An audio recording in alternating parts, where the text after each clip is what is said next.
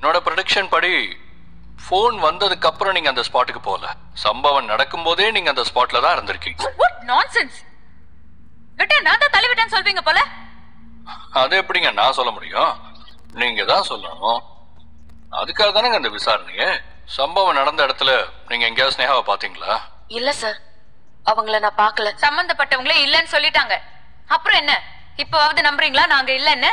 சம்பந்தப்பட்ட இடத்துல தான் அவங்க உங்களை பார்க்கலன்னு சொன்னாங்களே தவிர நீங்க தள்ளி விடலன்னு சொல்லவே இல்லையே. நீங்க மறைஞ்சிருந்து கூட சிந்துவை தள்ளி விட்டுருக்கலாம்ல. நீங்க தான் தள்ளி விட்டீங்கன்னு கூட தெரியாம சிந்து கீழே விழுந்திருக்கலாம்ல. டாடி, இவர் வேணும்னே என்ன ப்ளேம் பண்ணி டார்ச்சர் பண்ணிட்டு இருக்காரு. இதுக்கு மேல இவர் கேள்விக்கு என்னால பதில் சொல்ல முடியாது. Sanjay, this is too much. SP சொல்லியும் கேட்காம என் பொண்ண கேள்வி மேல கேள்வி கேட்டு கஷ்டப்படுத்துறீங்க. நான் ஒரு நாள் இதை பொறுத்துக்க மாட்டேன். எஸ்பி சார், கண்டிப்பா உங்க மேல நான் கேஸ் போடுவேன். சார், எஸ்பி சார் வந்துட்டாரு சார். என்ன சஞ்சய் ஷாக் ஆகுறீங்க? நீங்க என் போனை பிடிக்க வச்சுட்டா என்னால எதுவும் பண்ண முடியாதுன்னு நினைச்சிட்டீங்களா? என் டிரைவர் கிட்ட சொல்லிட்டு தான் வந்தேன். கொஞ்சம் லேட்டானா எஸ்பிக்கு போன் பண்ணி இங்க வர சொல்லுங்க. வந்துட்டாருல.